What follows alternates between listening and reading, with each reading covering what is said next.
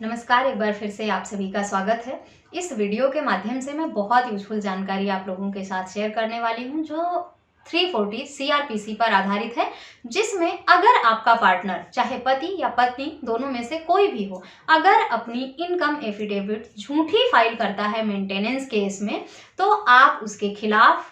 इस सेक्शन के अंतर्गत कार्रवाई कर सकते हैं, जिसमें दाल की सजा का प्रावधान है। अगर कोई व्यक्ति झूठी एफिडेविट देता है, अपनी इनकम, प्रॉपर्टी, एजुकेशन सब गलत बताता है अपने द्वारा दी हुई एफिडेविट में, तो ऐसे में उसे 10 साल की जेल हो सकती है। बस आपको साबित करना है जो भी कोर्ट के समक्ष बातें रखी गई हैं एफिडेविट के माध्यम से वो झूठी हैं, गलत हैं, उसके लिए आपको कोर्ट में सबूत देना होगा। अब बात करते हैं कि किस स्टेज पर अगर आपको पता चल जाता है कि आपके पार्टनर ने झूठी एफिडेविट लगाई है, तो क्या आपको तुरंत एप्लीकेशन लगा देनी चाहिए 340 सीआरपीसी की, इस बात को काटते हुए कि जो भी एफिडेविट दी गई है वो गलत है, झूठी है, चाहे पत्नी ने दिया है या पति ने दिया है, किसी की तरफ से भी दिया गया हो। ज्यादातर झूठी एफिडेविट जो है वो पत्नियों की तरफ से दी जाती हैं,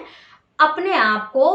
बेरोजगार साबित करने के लिए, कम पढ़ी लिखी साबित करने के लिए, और उनके पास कोई संपत्ति भी होती है, प्रॉपर्टी भी होती है, तो वो उसे कोर्ट के समक्ष रखती नहीं है। मेंटेनेंस पाने के लिए हमेशा अपने आप को बेचारी, लाचार और बेसहारा ही साबित करती हैं कोर्ट के समक्ष, ताकि उन्हें मेंटेनेंस मिल सके। इसी वजह से एफिडेविट में वो अपनी इनकम, लाइबिलिटी जो भी होती है, एसेट्स जो होती है, एजुकेशन जो है, वो सब कुछ गलत लिखकर सबमिट कर देती हैं। लेकिन जैसा कि हम सब जानते हैं, कानून का मिसयूज बहुत ज़्यादा हो रहा है, इसीलिए कोर्ट का रवैया भी बहुत सख्त हो रहा है अब इन सब मामलों को लेकर। अगर कोई व्यक्ति झूठी एफिडेविट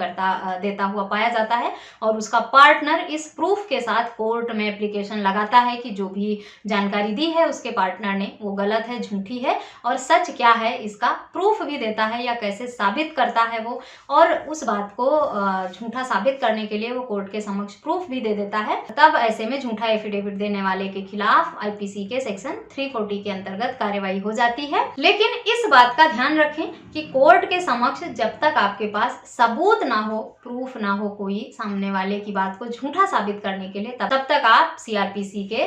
340 की एप्लीकेशन बिल्कुल भी लगाने की गलती ना करें, क्योंकि अगर आप कोर्ट में सबूत नहीं दे पाएंगे अपनी बातों को सच कहने के लिए, सच बताने के लिए, तो कोर्ट आपकी बात मानेगा नहीं, क्योंकि कोर्ट सबूतों के बिहाफ पे फैसला करते हैं। और अगर कोर्ट में आप ये साबित करने के लिए सबूत देने में सक्षम नहीं है तो कुछ दिन आप इंतजार करें। अगर आपने ऐसे ही एप्लीकेशन लगा दिया बिना किसी ठोस सबूत के कि जो आप कह रहे हैं वो सच है, पत्नी ने जो लगाया है एफिडेविट वो झूठी है, तो कोर्ट आपके खिलाफ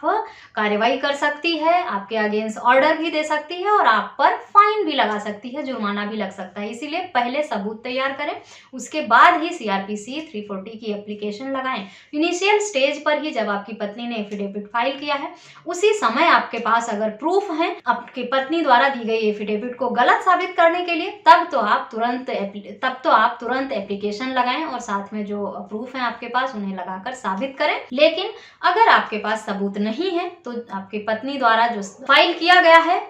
एफिडेविट, उसकी कॉपी आप निकलवाएं सर्टिफाइड, उसको पढ़ें, अच्छे से समझें, और उसमें क्या उन्होंने झूठ बोला है, क्या गलत चीज़ें बताई हैं, उसमें सबसे पहले डिफेंस में अपने सबूत तैयार करें। अगर वो वर्तमान में कहीं जॉब कर रही हैं, नौकरी कर रही हैं, तो उसका पता लगाकर वहाँ से प्रूफ कलेक्ट करें। वो अगर नौकरी कर रही हैं तो इनकम टैक्स भी जरूर फाइल करती होंगी, उनकी टैक्स की जानकारी निकलवाएं। जिस इंस्टीट्यूट या संस्थान में या कंपनी में काम करती हैं वहाँ से आरटीआई लगाकर जानकारी निकलवा लें। अगर उन्होंने अपनी पढ़ाई हाईली क्वालिफाइड है, झूठ बोला है कि वो ज़्यादा पढ़ी लिखी नहीं है, तो जहाँ से जिस इंस्टीट्यूट या यूनिवर्सिटी से पढ़ी हैं वो, जो भी उनके पास प्रोफेशनल डिग्री या डिप्लोमा है, उस सब की जानकारी निकलवा लें। आप इतना समय आप अपने पास रखें, तब तक आप एप्लीकेशन ना लगाएं सीआरपीसी 340 की जब तक आप जानकारी कलेक्ट ना कर लें, क्योंकि जल्दबाजी में अगर आप एप्लीकेशन लगा देंगे बिना प्रूफ के तो फैसला आपके अगेंस्ट हो जाएगा, और बिना सबूत के ऐसा करेंगे तो कोर्ट को ये लगता है कि आप कोर्ट का समय बर्बाद कर रहे हैं, गुमराह कर रहे हैं, मिसगाइड कर रहे हैं, और इस तरह से जो सही जानकारी है उसे घुमा फिरा रहे हैं, तो अब आप पर फाइन भी लगा देती है कोर्ट। इसलिए बहुत ही सावधानी पूर्वक और समझदारी से जल्दबाजी में फैसला ना करें। जिस भी तरह की झूठी इंफॉर्मेशन दी है, सबसे पहले समय लेकर उसका प्रूफ आप कलेक्ट करें, सबूत इकट्ठा करें, उसके बाद आप सबूतों के साथ सीआरपीसी की एप्लीकेशन फाइल करें कोर्ट में। फिर कोर्ट बाध्य होगा आपकी बात सुनने के लिए और आपके हक में फैसला भी जरूर होगा। तो भी इनकम एंड एसेट्स की एफिडेविट पति और पत्नी द्वारा मेंटेनेंस के केस में लगाई जाती है, उसके बिना मेंटेनेंस का आदेश अब होता नहीं है। रजनीश वर्सेस नेहा का जजमेंट आने के बाद सुप्रीम कोर्ट की ये गाइडलाइन रही है कि पति और पत्नी दोनों को अपनी इनकम, पढ़ाई और प्रॉपर्टी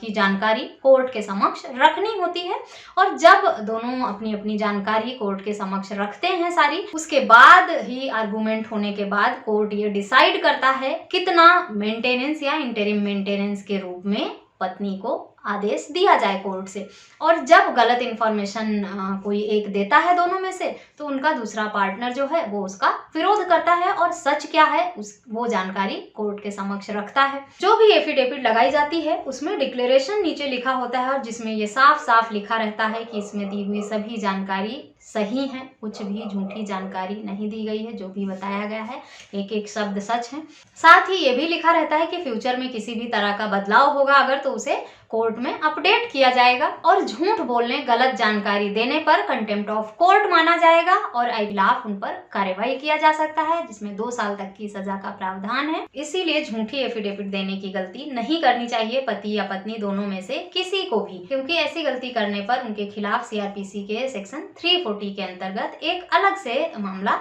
दर्ज हो जाता है। अगर आपकी पार्टनर ने झूठी एफिडेविट दी है तो आप 340 की एप्लीकेशन लगाएं और कोर्ट को इस बात के लिए कन्विंस करें, प्रेयर करें कोर्ट में कि 340 की सुनवाई पहले की जाए,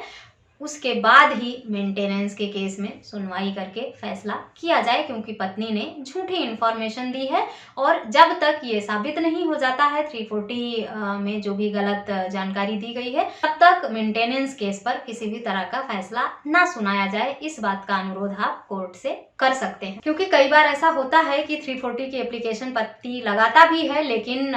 उस पर सुनवाई बाद में होने के लिए टाल दिया जाता है और पति को और इंटरिम मेंटेनेंस का आदेश कोर्ट द्वारा हो जाता है। तो इस एप्लीकेशन को लगाने के साथ ही साथ कोर्ट में ये प्रेयर करें और मांग करें कि जब तक 340 की एप्लीकेशन पर सुनवाई ना हो जाए, इंटरिम या मेंटेनेंस का आदेश जो है उसे ना किया जाए, क्योंकि ये झूठे सबूत और फॉल्स एविडेंसेस के आधार पर पत्नी ने इस तरह से मामला दर्ज कराया है। तो पहले ये देखा जाए कि पत्नी एलिजिबल है भी मेंटेनेंस पाने के लिए या नहीं, उसके बाद ही फैसला सुनाया जाए। अगर कोर्ट आपकी बातों से कन्विंस हो जाता है तो आप सुनवाई 340 की एप्लीकेशन पर पहले सुनवाई हो जाएगी, उसके बाद ही मेंटेनेंस का आदेश किया जाएगा। 340 की एप्लीकेशन और जब इस तरह के एविडेंस दें तो साथ में हाई कोर्ट और सुप्रीम कोर्ट के इसी से संबंधित कुछ जजमेंट भी अटैच कर दें। आप कुछ जजमेंट का हवाला भी दें जिसमें इस तरह का आदेश हाई कोर्ट या सुप्रीम कोर्ट द्वारा दिया गया हो, ताकि कोर्ट को आपकी बात समझने में और कन्विंस होने में थोड़ी आसानी हो जाए। अगर आप इन छोटी छोटी बातों का ध्यान रखेंगे तो गलत आदेश मेंटेनेंस का आपके केस में नहीं होगा। ज़्यादातर लोगों